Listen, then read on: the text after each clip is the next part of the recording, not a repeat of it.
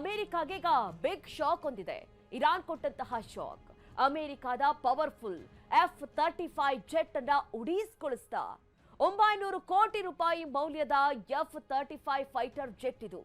ನೋಡಿ, ಈ ಹಿಂದೆ ಈ ಬಗ್ಗೆ ಇರಾನ್ ಮಾಹಿತಿಯನ್ನ ಕೊಟ್ಟಿತ್ತು, ಆದ್ರೆ ಅದನ್ನ ಅಮೆರಿಕ ತಳ್ಳ ಹಾಕಿತ್ತು. ಇದು ಫ್ರೆಂಡ್ಲಿ ಅಟ್ಯಾಕ್ ಅನ್ನುವಂಥ ರೀತಿಯಲ್ಲಿ ಮಾತನಾಡಿತ್ತು.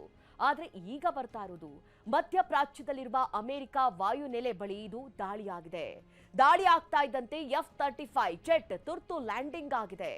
ಫೈಟರ್ ಜೆಟ್ನಲ್ಲಿ ಕ್ಯಾಪ್ಟನ್ ಟೀಮ್ ಹಾಕಿನ್ಸ್ ಪಾರ್ ಆಗಿದ್ದಾರೆ ಅನ್ನುವಂಥ ಮಾಹಿತಿ. IRGC ಇಂದ F-35 ಮೇಲೆ ದಾಳಿಯ ವಿಡಿಯೋ ಈಗ ರಿಲೀಸ್ ಆಗಿದೆ. ಆ ವಿಡಿಯೋವೇ ಎಲ್ಲ ಹೇಳ್ತಾ ಇದೆ. ಆದ್ರೆ ಅಮೆರಿಕದ ಹೈ ಟೆಕ್ನಾಲಜಿಯ F-35 ಫೈಟರ್ ಜೆಟ್ ಇದು. ವಿಶ್ವದ ಅತ್ಯಂತ ಮಲ್ಟಿರೋಲ್ ಯುದ್ಧ ವಿಮಾನ F-35. ರಾಡರ್ಗೆ ಸಿಗದಂತಹ ಮುನ್ನುಗ್ಗುವಂತಹ ತಂತ್ರಜ್ಞಾನ ಇದರಲ್ಲಿ ಹೊಂದಿರೋದು. ಸೂಪರ್ ಸಾನಿಕ್ ವೇಗದ ಸಾಮರ್ಥ್ಯವನ್ನ ಹೊಂದಿರುವಂತಹ ವಿಮಾನ ಇದು F-35. ಇದನ್ನೇ ಈಗ ಇರಾನ್ ಹೊಡೆದುರುಳಿಸಿದೆ. ಆ ಬಗ್ಗೆ ವಿಡಿಯೋವನ್ನ ಕೂಡ ರಿಲೀಸ್ ಮಾಡಿದೆ. ಇನ್ನು ಹೊರ್ಮುಜ್ ಬಂದ್ ಅಮೆರಿಕ ನೆರವಿಗೆ ಬರುತ್ತಾ 6 ದೇಶಗಳು. ಈಗಾಗಲೇ ಅಮೆರಿಕ ಈ ಬಗ್ಗೆ ಮನವಿಯನ್ನ ಕೂಡ ಮಾಡಿಕೊಂಡಿತ್ತು. ಬ್ರಿಟನ್, ಫ್ರಾನ್ಸ್ ಸೇರಿ 6 ಪ್ರಮುಖ ರಾಷ್ಟ್ರಗಳಿಂದ ಈ ಬಗ್ಗೆ ನಿರ್ಧಾರವನ್ನ ಕೈಗೊಳ್ಳಲಾಗ್ತಾ ಇದೆ.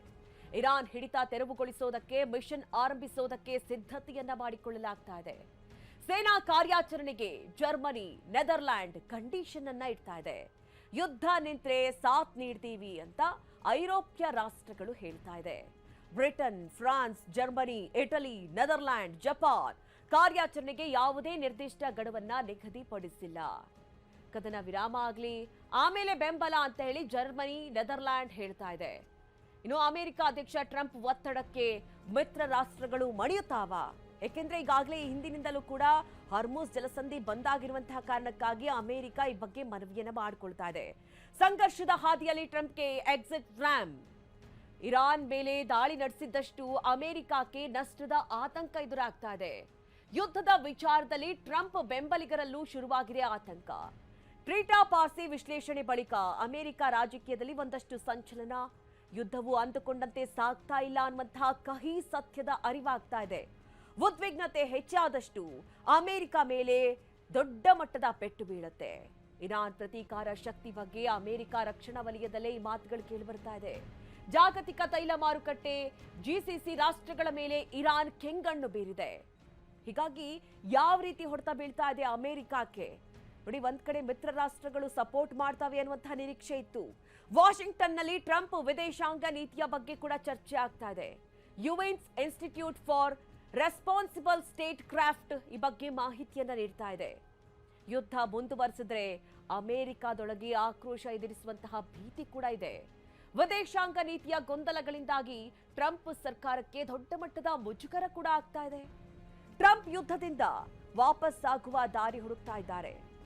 Quincy institute for responsible state France ನೋಡಿ, ವಾಷಿಂಗ್ಟನ್ ಡಿಸಿಯ ವಿದೇಶಾಂಗ ನೀತಿ ಸಂಶೋಧನಾ ಕೇಂದ್ರದ ಮುಖ್ಯಸ್ಥರು ಈ ಬಗ್ಗೆ ಕಳವಳವನ್ನ ವ್ಯಕ್ತಪಡಿಸಿದ್ದಾರೆ.